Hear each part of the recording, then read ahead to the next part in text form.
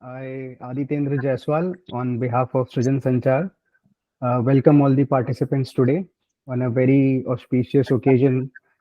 To first, would like to wish for the International Women's Day, and apart from that, also would like to wish everyone for the Mahashivratri. And thank you for everyone for giving their valuable time today. As taking forward to our series of Srijan Samvad, we have one more speaker today with us, Madam Anshu Dua, who will be introduced by our lead mentor, Mr. Shailendra Jaiswal. So, not taking much of your time, I will give this forum to Mr. Jaiswal to introduce ma'am, and then we'll request ma'am to share her knowledge and also take forward the session today. So I find very good afternoon to all of you and happy Mahashivratri, happy International Women's Day. So just a very small introduction to Srijan Sanchar and then we get on to the main task of the day. I believe many of you know what Srijan Sanchar is, but just a very small introduction. So Srijan Sanchar is an organization which is basically in the area of innovation, and it takes forward innovations into entrepreneurship through incubation at various universities. The mainspring of innovation is creativity, so we do a lot of research in creativity and we gather a lot of knowledge. We have a very big platform for industry academia collaboration through which we again generate and collect large number of ideas which we definitely then want to share as knowledge in the training programs that we conduct. We do a lot of work on crowdsourcing of ideas, specifically city-based innovation challenge, which we call Nagar Navashna. And as I was saying that we have this sharing whatever knowledge we gather, and I think one of the platforms that we want to do is through something called Srijan Samvad. So today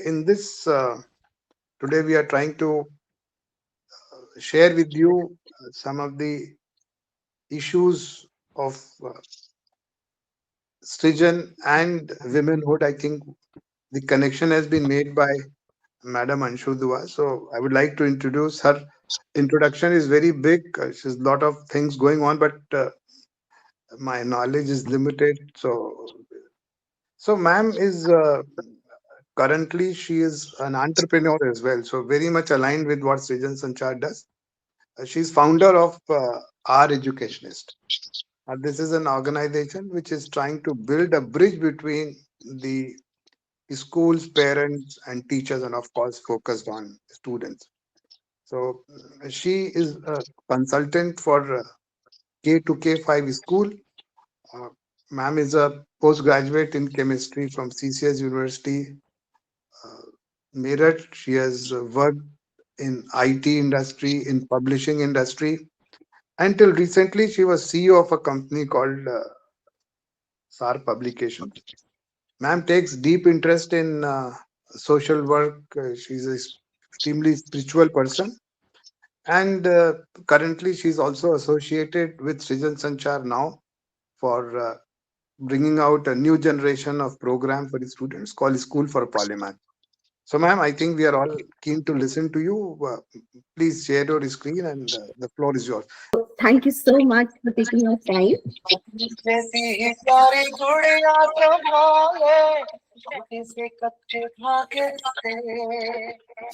सारी उम्र का तू रिश्ता बना ले तुझसे ही है रोशनी तुझे की खुशी अब सब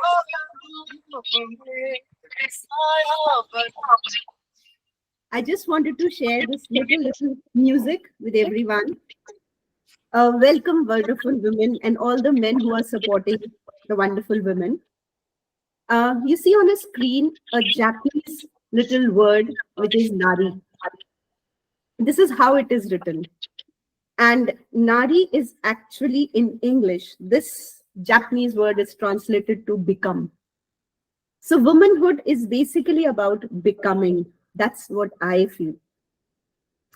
And when you say womanhood is about becoming, then there is no doubt that the woman has the power behind universal Srijan and Sanchar, that is creativity and communication.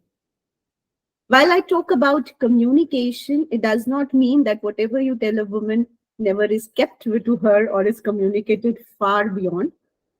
But basically, women is someone who can only produce and can actually confirm that it is communicated to the environment.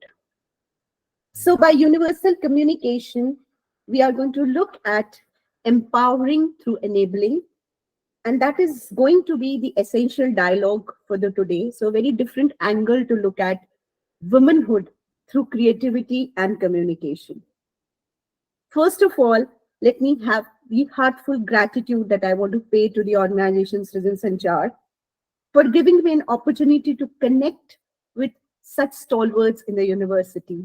Diverse people, but all doing great work. Thank you so much, sir.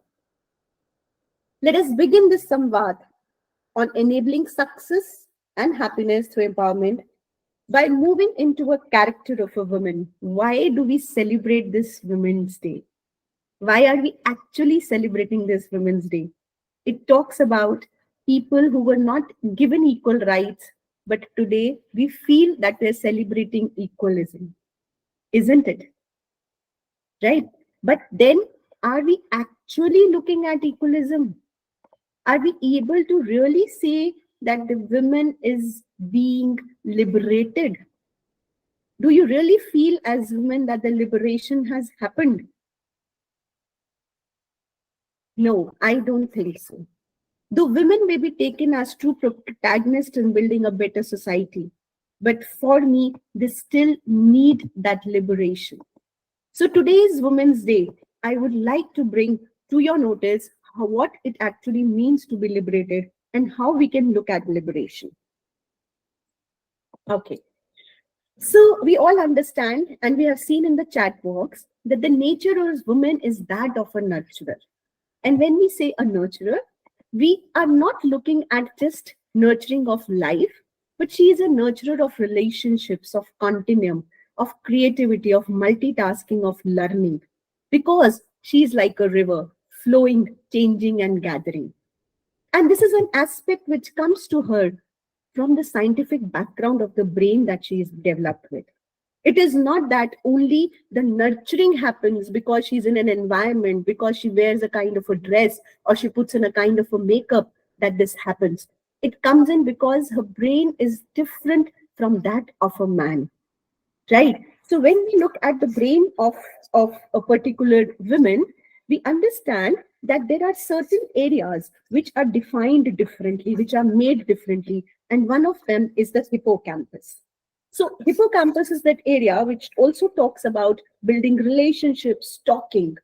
She has, so our brains has two parts. There is a left and the right brains. But for man, the connections between the left and the right brains don't happen so frequently as happened with the women. And that's the reason that is going to have, she's going to always build logic. She's always going to have reasoning, also with intuition. And therefore, she will have different disciples to talk about and make a conclusion. In women, there is more wiring in the region associated with social cognition, which means that she's going to be more empathetic. She's going to be more comfortable in navigating complex social situations. For her, the hippocampus is actually more dense. And this neural density brings in critical thinking, critical memory, and critical learning. And she remembers, what one person said to her at that point of time. Men don't remember those emotions. They don't have words for that, but women have. So that what it makes difference. She will have, men will have fewer verbal words in the connections between memory and the word centers. Women will have more verbal centers, which means women are going to be always more interested and comfortable in using various words to convey their feelings, whereas men are relatively hesitant. Men would work better in task-focused projects because of the more gray matter.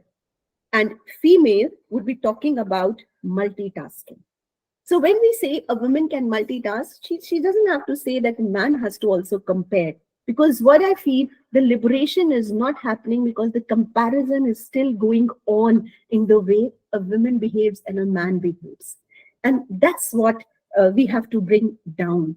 So, women has, if we talk about womanhood, it is not a challenge, it is an opportunity to grow, opportunity to grow relationships everywhere, opportunity to take up your financial hardships, your physical hardships. Because the moment you challenge yourself, that is the time when you start to access resources that have never been dealt before. And now, if you imagine yourself coming out, let's say a woman in your family is also, anywhere that you say she's always suffering, she said, I am a woman and I'm not able to do this. But now, if she exchanges these ideas and she puts herself, visualizes herself, that I am a person who's born with some innate capabilities, but there is huge lot of work that I have to do in comparison to a man, the collaboration starts to build in. She knows that she has a capacity as a human. There are going to be strengths and there are going to be weaknesses, but then she has to manage those weaknesses and she has to play on the strengths. And that's where the success story would start to build in. And that's how the women are able to move out of their houses and excel in fields. They become inspirations. They are able to share and exchange their stories. They're able to build in trust and bring in support. So it's all about looking at that situation and figuring out whether I take it as a challenge or I take it as an opportunity to grow. And now imagine a woman who has got these positive vibes within herself, that high vibrating, high energy of trust, of companionship, of good relationships, of giving back to society, of combining people cohesively for a great energy. That's what is going to be called the self-love. Self-love is not going to be just about spending time with yourself, maybe on a high-end coffee or just buying good clothes or going out for a travel. That may not be just the self-love. The self-love actually comes in when we are able to innately vibrate with very high energy. And for that, we'll have to take the cause, we'll have to create that energy within ourselves. And one of the most important ways to strengthen your agency is to be aware of how to tell your life story. This is something which I all want to tell all the men here who want to maybe transfer it to women whom they find vibrating with low energy, that you have to tell your story in a different manner. As what Shalendra sir always talks about, how we rephrase the stories, how we look at our own problems and make them solutions, right? So whether you are talking about your stories, telling to people about your problems, like you've got limited sense of capability, or on the other hand, you're trying to tell people about their life stories that emphasize their own choices. You tend to see themselves as having more control over your future choices. I make a choice that I would be doing this, right? So that brings in that control in your life. So that's how. And this is a very beautiful quote I love from Ackerman, is like, I don't want to get to the end of life and find that I've lived the length of it. I want to have lived the width of it as well. And if we just start to, just put our hands across and just start to open our arms like this and look at the width of the life, we will see that we are able to breathe better. Our lungs expand. We are able to control our emotions. That's what the width of life is actually about. It is not about just the length of the life that we are going to walk, because we don't know the lengths of our lives. We don't know which moment is going to be the last moment of our lives. So let's live our lives with that width and not just with the length. So break the big picture into smaller pieces. Look at how you want to be remembered when you're not physically present, and work backwards toward that final goal. What is that you want to achieve? You want to hear from people, right? So this is a little task. What do you want is going to be your aura. My aura. I have that in control. I want that in control. Give yourself a little time and draw an aura of yourself right now. Use words for yourself that make you, that words that you want to hear from people who would like to nurture, people who want to take nurturing from you and go forward. That's going to be your aura, right? So today you can take a time for yourself and you can define your aura, once you do this. And then once you define this aura, you will able to be exercising a note which says about there are always patterns for success and failure. So if we are not doing things differently, we will definitely land up in the same structure as before. So how do you make that difference? You need to sit down, figure out how life makes the patterns for your success and failures. What happens? What do you do? How do you respond? How do you react to things that you land up in the same situations again? Because, of course, the life is going to be in your control. So, figure out the pattern in your life. Figure out how you are going to have the dynamics that underlie your behavior. What triggers responses and what triggers reactions? Author Anna Limbe very clearly defines that you have to accurately recognize and accept your pattern of behavior. Otherwise, we're always pointing the finger towards the other people in our environment, that they are the emotional obstacle for our positive changes in our life. If we just turn this around and look at, if I am in control of my aura, then I need to know where to figure out. And then you have to commit to it very honestly, even when it feels painful, uncomfortable, or shameful. Because accepting this behavioral pattern, none of us is going to be an expert in life. We are all developing, we are all evolving each day by with our interactions with people, with coming into new situations, we become a newer self. So with honesty, we have to we have to really look into ourselves and see how comfortable or uncomfortable we are, and then look into small steps to the pattern change. Very, very small steps. Keep a log of your daily activities. Strengthen your happiness through mindfulness activities. Deal in honest account of your behavior, the first step towards taking control of your decisions. Exercise the control and change the toxic behavioral patterns. Because at the end of the day, toxicity around is harming me also. So if the air is bad and has been created by anyone, it is going to harm everyone, each and everyone who will breathe in the air. So no matter whoever creates the toxicity, my response to toxicity should be, I need to protect myself from it, right? And I want to look a little exercise that I want to do on mindfulness. And you know why? Because each day we are doing lots and lots and lots of things. But are we doing it with mindfulness? So if someone tells you, can you just, raise your hands up? So it's like, if you could just raise your hands up with me like this. Yeah. If you can please raise your hands up wherever you are, like this. Now, if I say, please raise your hands up and feel the pressure in your upper arms and your shoulders. And now you start to feel it, and you are now going to look at that area. You're going to now feeling that. That is what mindfulness is all about. So the whole day we are doing great things in our lives, but we are not really mindful about it, right? So that's something which we need to start to change. And therefore, the woman becomes the one person who's going to change the conversation. She's going to change the game, and she's the one who is going to change the game. So how is she going to really change the game? I just share it again. She is going to really change the game by becoming a new me, right? And we are going to be the protagonists for our own lives, then for society, then for the world. Because I have to be courageous, as you said in the very beginning. Courageous, a courageous woman. What kind of courage? Courage of integrity. I am what I am. I am what I do, what I think, what I say, whether it is good, bad, or ugly. I take responsibility of my aura. Compassion. I can make it a little better for people. And once I make it a little better for people, it can make me a little better. Wisdom. I cannot be made a fool and cannot be led astray.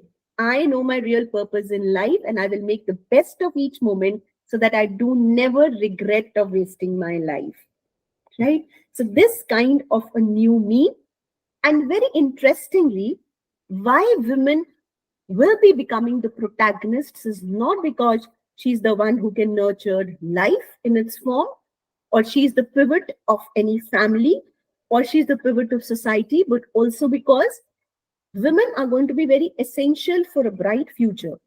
When AI takes away the major structures, it is going to be the empathetic human beings who are going to take care of the future jobs.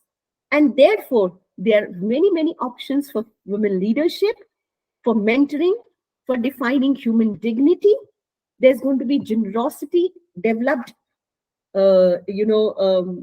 jobs. There's going to be a legacy that women will have to create, and thus they'll have to lead the way for successors. Now, let's just imagine we say that if we educate a woman in the family, we are educating the family, the whole family. Why is it so? Because she is the one who can nurture. So, therefore, women do not have to look at, look at just themselves as, they have not been equal, because they cannot be equal. They have loads and loads and loads of compassionate work to do, and therefore the seemingly small lessons in life will have to become memories of deep learning for the people around you, for little children, for youth, for the next generation that you're going to nurture. So you'll have to shift your priority with your consciousness while maintaining your career, yourself, yet to be creative to address the issue at hand at home. How well do you communicate this about situation to your young ones? Your life is going to portray it, and your life is going to make them critical and creative thinkers. So it is not through books that we learn about critical thinking and creative thinking. It is through our own lives and the situations that we handle. So that's how the women around will become the inspiring women across. And on this Women's Day, especially, so I was just talking to Shailendra sir, and I said, sir, I would always look at each day that we celebrate is like renewing some vows within ourselves. So vow is a victory over weakness. One thing, if you could share women around in this particular meet, what is that one thing, if you take back today, that's going to change you from an ordinary woman to an extraordinary woman?